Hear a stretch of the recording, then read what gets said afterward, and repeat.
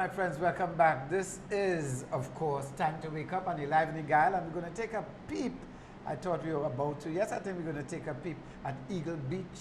I think we'll see if it comes up, we'll go to it. If not, we live in here. And we have, no, let me tell you, don't get vexed. Don't tote no feelings in. I love Guyana bad, you know. That's okay. Let me tell you, I reckon I've been to more places in Guyana than most Guyanese people. You know? But yeah, no, that place now, I go to Barbados more often than I get to go to Guyana. But geez and ages. You see Batica? The red earth. Batica have to be the most amazing place ever. I see on a Friday night, Slightly. every sin under the sun you can find in Batica, you know. I kid you not. You've been on a Friday night? No, I've never been on a Friday Boy, night. you're making a joke, boy. You had to go there on a Friday night. A Saturday morning, they wouldn't believe it's the same place. Saturday morning, they wouldn't believe it's the same place. They have these jet boats that take off up the river. Oh my gosh, I love that. I've been to Baganara. I haven't been to this place where I have the rodeo on the border. Letem? Letem. Yes. That is my next destination. I visit Kaiti a couple of times, Anna Regina, I go up the East Coast, I go up the Berbice, I go up the Essequibo. I go, wow. I mean, everywhere, Linden, Yeah, everywhere. probably, yeah. I really love that place. It's huge. I can't get There's so enough. much to see. Yeah. The nice thing about Barbados, though, I could drive myself and go, because, you know, I You can can't drive You should the whole come island. this month. It's our 50th anniversary. 50th of year of independence. independence. Yeah. On the 30th, our golden jubilee. 30th of... 30th of November, our November. 50th year of independence. Okay. Well, we will have a big celebration on the station Please here. do. We're going to have a big celebration do. on the station Yes. for Barbados independence on the 30th. Right, Roti? Sorry, yes. Right. No. We absolutely, we have not, we call ourselves Gayelle Caribbean, but we have not yet fully embraced all that we can do with respect to the schedule of all that's going on in all of the islands. And we're working towards that because we don't want to miss nothing. We want to be in everything, you know? So, my friends, if you're just joining us, nearest to me is Cherisse Francis from Barbados. Next to her is, don't tell me, you know. Hamid is your surname. Yes. And your first name is Saeed. Saeed.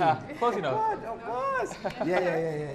And they're talking about human rights. These youngsters are still at Hugh Wooding Law School. I say youngsters because I have my right to You're say one of that, us, don't worry. seniority. We have these youngsters. They are still at Hugh Wooding Law School, but very involved in these clinics, helping everybody to understand about human rights. Correct. But where did human rights come from? You know, we see them in constitutions and so, but did man give us human rights? Where did human rights Well, come that's from? the thing. Human rights are what we're born with. It's inalienable. It's what we need to live with dignity. And it's not like it came from anywhere. It's how we're supposed to live. It's the ideal society. God-given rights. Yes, we're born with our human rights. That's exactly what it is. Like, we're born with the right to live. We're born with the right to shelter. We're born with the right to freedom of expression. These are all things that it's in us once But we're you're born. saying that, but 12,000 years ago didn't have shelter, and the man was here, it didn't have shelter, it didn't have a lot of education, it didn't have a lot of these things then. So were they not born with the same rights we were born with? What? But I disagree with you. There was shelters, just how they had the trees, they had caves, they did have education. Yeah, no, lawyers really like technicality. People wrote on the What is wall. that, judge? They had education, It but their depends on how education was society different. progressed. It wasn't formalized. Exactly. It wasn't formalized. Yeah. Sometimes as humans, we need somebody to tell us, this is what it is, and we need to see it in writing. So that's all the documents did. That's all the Universal Declaration of Human Rights did. That's all the Constitution Formalized did. everything. It formalized what we already knew Formalized. to be within us. That's all they did. Should see you as a lawyer. Gil. I tried.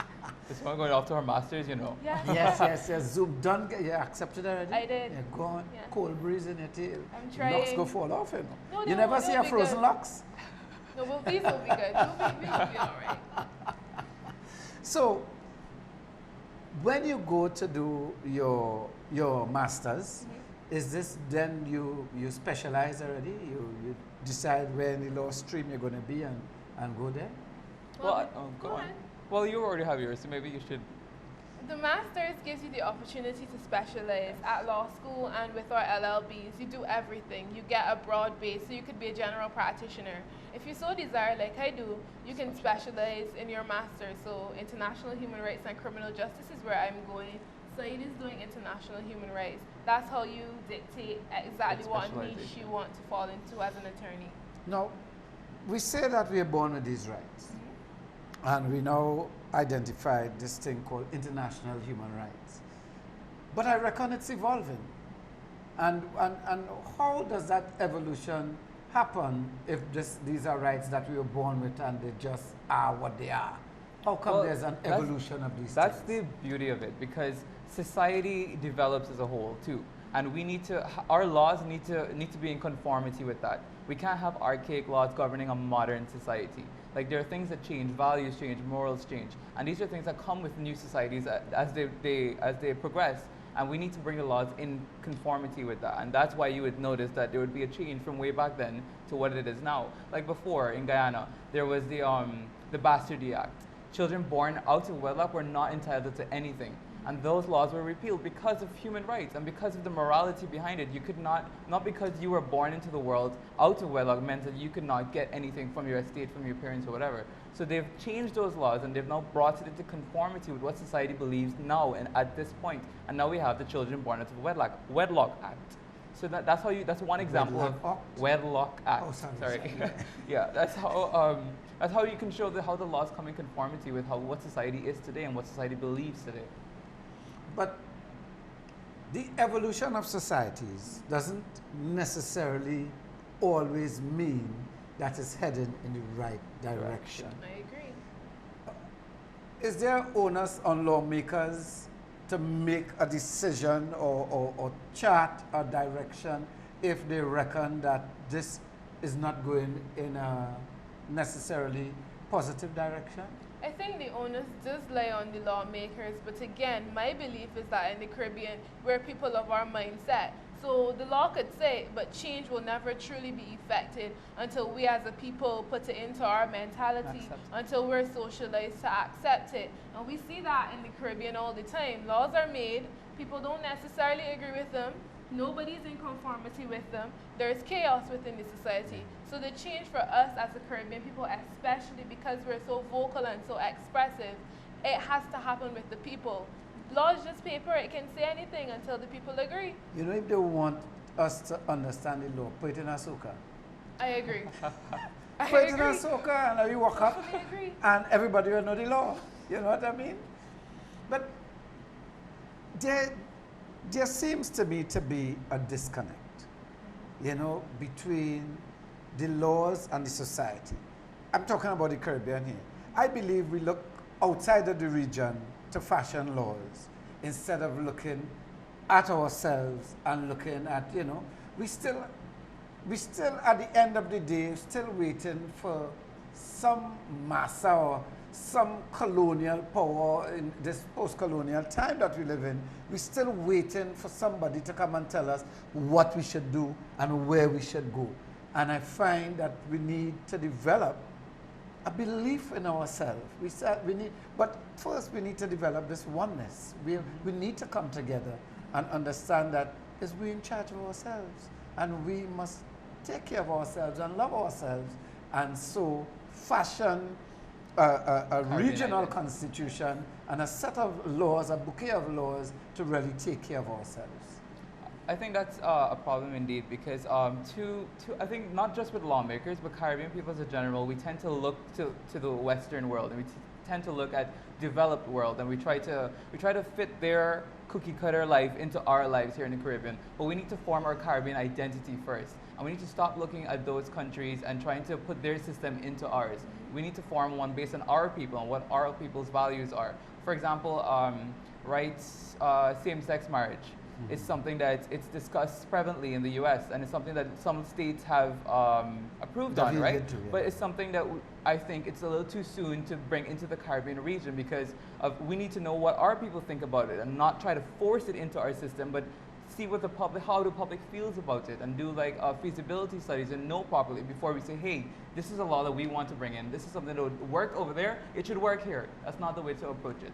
In my view, if I might add, I think we still are very much like children in this instance. Yes. We've never had to do it. We've always had somebody to tell us and guide us along the path and say, okay, well, you're independent now, but this is what you should do. Right. This is what your law should look like. This is how you should do it. We've done it with our courts. We've done it with everything. We're now developing our identity, as Saeed said, but it's a slow process. And change is happening. We see it with the Caribbean Court of Justice. So we're now getting our CARICOM, University of the West Indies, Hugh Wooding even. We're getting our own regional identities. It's a slow process, and I think we need to develop within our people the ability to step outside of the box. We need to allow our people to think. We need to allow our people to express themselves. And I think it's because we don't allow ourselves to express as freely as we could that we often have the problem with innovation and with change. So again, it needs to happen from within the people. The mindset of the Caribbean people. But we need our leaders to understand that. We do. More than anything else, we need our leaders to understand that. My friends, I'm going to beg these two to align with me just a little longer. When we come back, we're going to talk about other business. You understand? Because we have minds here. We have high minds, good thinking minds, functional minds here. So we're going to dive in and talk about some other things. Don't go nowhere, you know. It's time to wake up. We're coming back.